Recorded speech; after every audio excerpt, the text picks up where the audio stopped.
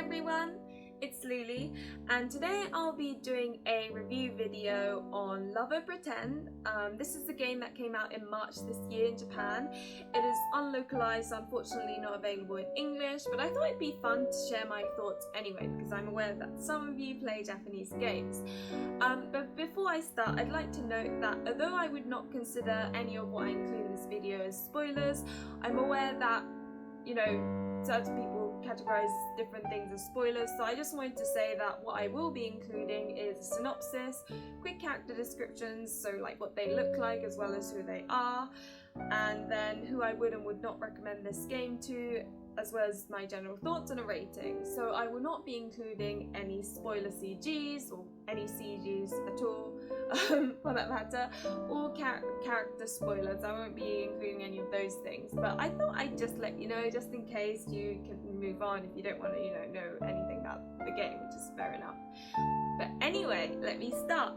So the synopsis is that there's this girl, the main character, who basically wants to be a screenwriter. So she's working very hard and is going to university and learning from her supervisor about, screenwriting and all this. And then she gets an opportunity to help him more like be an assistant in screenwriting this movie that is very famous. Now, one thing to note is that this girl, Chiyuki, that's her name, basically she only knows about her mum, who unfortunately deceased, and so doesn't know anything about her father. And it's in this movie that's being produced, it's one of the people that could potentially be her father, and so she is like, yes, I want to be part of this, I want to help you with screenwriting, with kind of like a motive of finding out more about who her father is. So yeah, that's kind of like the plot. It's not really a plot heavy game, it's very much a character based game, so as you can tell there isn't really a deep story. So moving on to character description. So the order in which I played the characters is Riku, then I played Harumi, then I played Yukito, then I played Kazuma, and then I played this hidden character, which is quite obvious if you play the game, but I won't mention him just in case. So firstly, Riku. I was kind of like, so I was expecting a kudere character, right? And normally I'm not like huge on kudere characters because I often tend to find them a little bit like boring, if that makes sense. So I was a bit like, which is why I played him first, because I usually play my least favourites first and then leave my favourites last.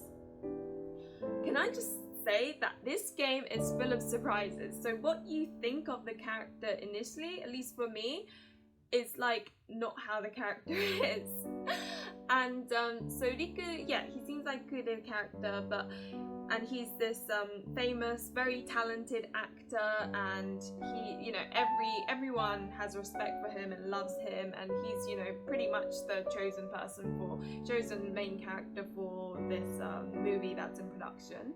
And yeah, but like right from the start you can sort of feel that he kind of gives off this fake feel, sort of like he's being nice to people, but it's kind of like an exterior, like a fake sort of, this is the character I'm trying to portray so that people respect me, that sort of thing. So right from the back you're like, it seems a bit fake, excuse me. And then you kind of, when you realise what he's really like, you're like, oh, okay, I mean, fair enough. And it's that difference that makes him quite interesting. And at the beginning I was like, oh, he's my least favourite, so I'm gonna play him first, and he ended up being my favourite, and it was really like, I don't know, I found it really sad because, as I said, I like being my favourites last. Now the second character that I played is Harumi, and he looks like just your typical pretty boy, right? When you sort of see his character, and see he's the son of the director who is producing this sort of movie. And like as I said, you look at him and you go, oh, he's just a serious, maybe he's a bit of a tsun boy, yeah, so I didn't really think much of him, but then you find out that he's a complete nerd. And I didn't class as a spoiler because you find out pretty early on. And it's quite interesting seeing him get all excited about like anime characters, and you see little references of other otome games that they've made, which is really fun, like, you know, like a poster, or they go to a collab cafe or something and you see like food that's based on certain characters in otome, and it was like little touches like that that appeared, and that was quite nice. But yeah, he's a complete nerd, so if you're into nerdy, cute characters, then yeah, you'll enjoy him. And he's really sweet. In that route, I was constantly going squealing, basically, because yeah, he's just really cute. And the third character played is Yukito. Yukito is a very, very famous model. He's very popular amongst the girls, and he's, again, you look at him and you think, oh, okay, he's a player, but then that's kind of how he needs to portray himself to kind of get more jobs, because that's his image and that's why he's popular. He needs to maintain that. So you actually find out that, you know, he seems a bit playerish, but right from the start you're kind of like, oh, okay. You know, once you play the common route, like in pretty early on in the common route, you kind of go, oh, okay, so he's playerish, but it's like, kind of, is he really a player? Like, is he really like that? So you kind of can trust him a bit more. And obviously he has his own issues. The role he plays in this movie produced is that he's kind of almost like, because not quite rival, but there's an audition that's basically the common route, is the audition, and yeah, he's kind of the other potential main character that is competing with Riku for it. And they are both very different characters, so it's quite interesting to see the dynamics between them, you know, how they interact, and yeah, and he looks really pretty. Although one thing is that I didn't think the voice acting really suited his character. I was expecting a cooler voice, shall we say, because when I heard his voice acting in, you know, one of the Play movies, I was like, he just sounds really like, I don't know, but you get used to that, and I didn't mind it so much towards the end, especially because he looks pretty and nice and handsome. So yeah, he's a sexy character. And so the fourth character, finally, I come to is Kazuma. Now, right from the start, I was quite fond of him because he's got the childhood friend trope, which is one of my favorites. There's just something about, you know, childhood friends that I think are really cute, because it's more in otome games. It's often that the childhood friend likes the main character, but the main character's too dopey to realize, and you watch them, you know, being protective and cute over the main character, and you're like, oh, this is so cute, come on, main character, please notice him, notice that he likes you. But yeah, see, that's kind of how it felt right at the beginning. Note that Chiyuki, the main character, has a little bit of phobia for guys, so Kazuma's the only one she's really warmed up to and considers a friend. So in that sense, they already are quite close, and the role he plays in the production of this movie is that he's kind of an aspiring hairdresser, like hair and makeup artist. And it's quite interesting because throughout the route you see Kazuma and the main character, and although they're close, they almost have this rivalry between them. So you've got Kazuma and her, like, they both have dreams that they're trying to get to. Like Chiyuki, she wants to be a screenwriter, Kazuma, he wants to be a hair makeup artist. And it's kind of seeing them trying to climb that career ladder together, and it's really sweet. And yeah, I'd say he's kind of like the puppy of the game in a way. He's very happy, he's cute, and it's so obvious that he likes Chiyuki right from the start, that you're just seeing them going, come on Chiyuki, please realise it's so obvious. But yeah, and I think, so in this game, the reason why it's called LoverPretend is because it's kind of like what happens in each character route, and I won't mention why, but in each character route, the main character Chiyuki and the route you pick, the character you pick, have to pretend that they're lovers, hence why LoverPretend. And they each have different reasons as to why they need to pretend to be lovers. I think Kazuma's was most like, you know, it was, the others kind of made sense, where I was like, okay, that makes sense that why they had to pretend to be lovers. I totally get that. But with Kazuma's, I was sort of like, do you need to? But I guess that's kind of, that's another way you can tell that Kazuma likes her, because I think he's the one that brings it up, and I don't know, it's kind of like he doesn't want it to end, and yeah, it's quite cute actually, and so that's how you also tell alongside his behavior why he kind of wants to pretend to be lovers. But anyway, I'm rambling now. So these are 4 characters that I've quickly described, and so I'd like to come to explain how long the game took. It took me about 30 to 35 hours maybe. It was quite a short game.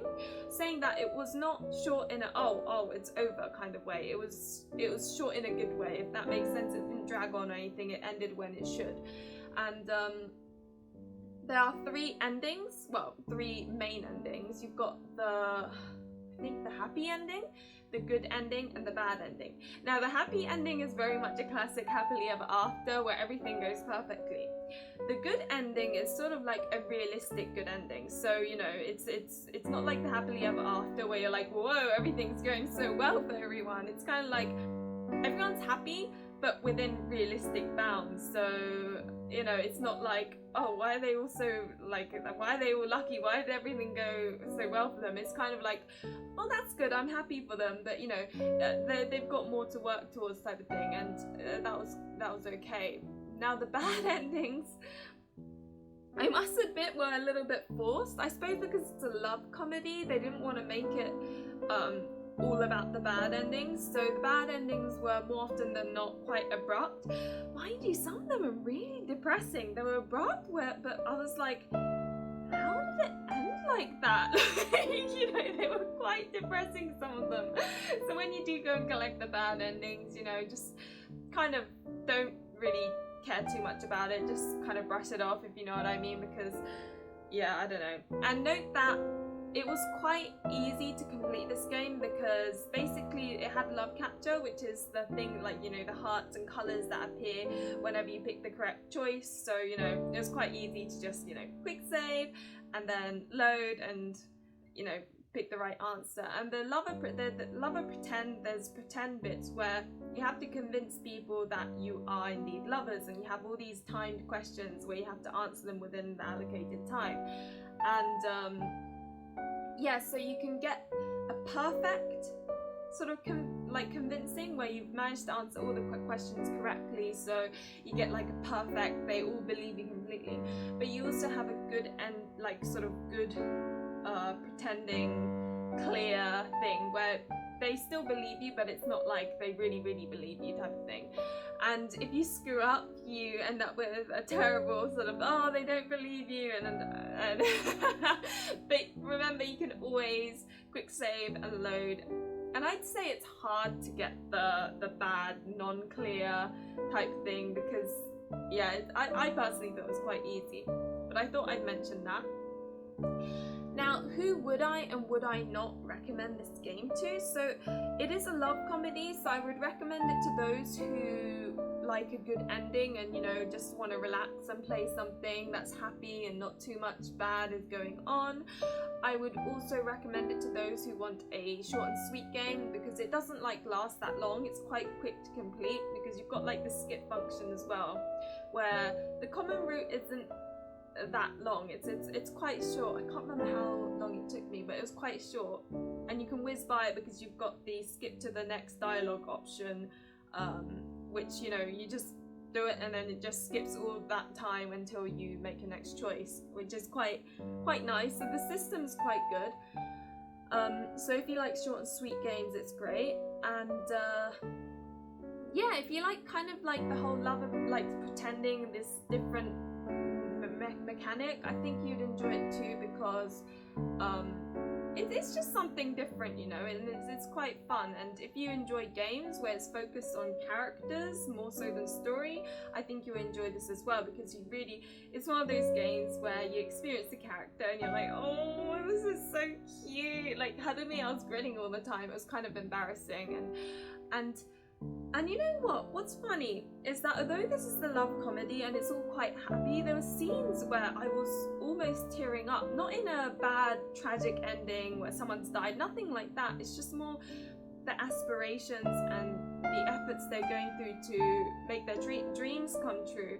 It's quite heartfelt. Like it got me emotional, and it could just be me, but I feel like it was a good thing, like watching a romance movie where you're like, oh, I'm so happy for them, or oh, come on, you can do it, or you know, getting emotional in that way. So if you enjoy that sort of thing, then I would also recommend it. Now, who would I not recommend it to?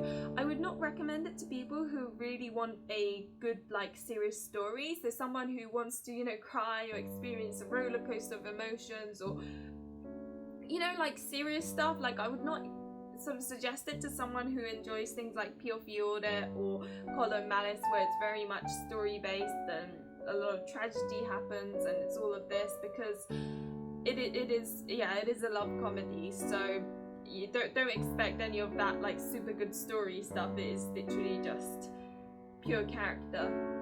I would also not recommend it to people who are looking for like steamy scenes, because bearing in mind that Chiyuki has a little bit of like fear of men, so it takes a while for her to get used to whoever the guy is anyway, and so it's actually quite innocent and sweet, and I'm sitting there going, oh, bless you guys, you know, you'd expect them to have gone a little bit further than kissing, but you're lucky to have gotten a kiss scene is kind of the level of romance you get in this game. So I mean, I was satisfied with it, just obviously I would have liked a little bit more, because I do like a little bit more steam, like in Pure Fiore and stuff. So yeah, I just wanted to say that, yeah, I wouldn't recommend it to someone who wants like a lot of steamy romance, because it is all very pure and yeah. Oh, and I would not recommend it to those who want a fairly long, volumey, as I say, game where there's a lot of story and a lot of things happen, because it is quite short and sweet. And although I found that to be a good thing, because at the time I was playing it, I wanted something that I could just go through quickly. I understand that some people prefer things that have a lot of content, so I would not suggest it to people who are looking for that either. Now, moving on to my general thoughts. So in terms of a rating, I would give it maybe a 3 to 3.5 out of 5. So as you can tell, I did enjoy it. It's just, it's not like a game that I would go around telling everyone you must play. Like if someone picked it up and said to me, should I buy this? I'd be like, yeah, it's good. I thought it was quite fun. But it's not some game that I'd be like running around telling everyone, play this, play this, play this. If that makes sense.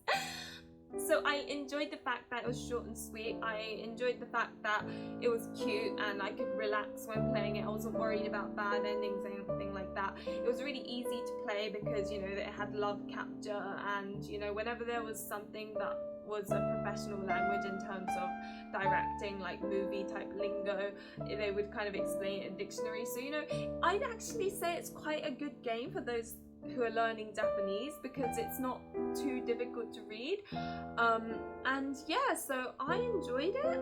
However, I would have liked more steam, as I always seem to say recently. It's just the games that I've been playing recently have not been very steamy. They've all been like either story heavy, or they're not really an otome game, or you know, so I think that could be part of why I wanted a bit more steam. But yeah, so that's also another reason why it brought the score a tiny bit down. Not to mention, I do like a game with a good story. So though I really enjoyed each of the characters, and I thought it was quite fun, you know, having a first impression and then being completely betrayed and finding out that there's someone completely different. It was fun, and I really got like butterflies for certain characters, but I really wanted a bit more heavy story and like a bit more, I guess, content in a way. So that's why I'm giving it a 3 to 3.5 out of 5. But as I said, that's not to say that I didn't enjoy it. I did enjoy it. It's just, as I said, I just wanted a little bit more. So if you come to me and say, oh, should I play it? I will tell you, yeah, if you want a love comedy, it's good. It's simply good. But if I were to like fully recommend it, I'm not like going around, you know, saying please play it like Olympia Soiree or Variable Barricade that's coming out in the future. It's not like that. It's just one of those games I think is simple and nice. So yeah, that's kind of the final words really for me. It's simple and nice. But anyway, hopefully I haven't missed anything. As always, thank you very much for watching. Remember to like and subscribe if you enjoyed the content, and hopefully I'll see you in another one of my videos. Bye!